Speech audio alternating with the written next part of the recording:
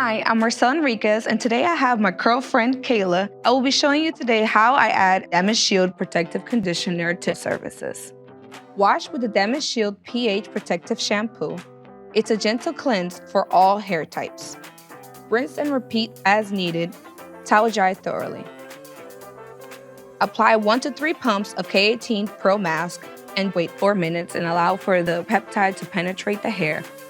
After the 4-minute wait period, I'm applying the Damage Shield Protective Conditioner for added slip and smoothness. I use the mask alongside Damage Shield Protective Conditioner because my clients require for me to have more of a slip, more detangling, and also be able to provide some of that softness that it creates. Build as needed and rinse thoroughly.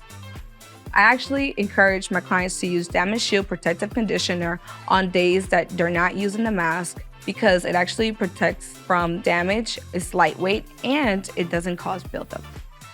After brushing through her hair, now I'll style as usual and diffuse. Apply 1 to 3 drops of K18's Molecular Repair Hair Oil to smooth frizz. I absolutely love how her curls are moisturized, they don't lack any definition, and this is a lot to do with the Damage Shield Protective Conditioner. So I'm very excited that K18 finally has the Damage Shield Protective Conditioner because we can actually detangle our hair and protect it at the same time.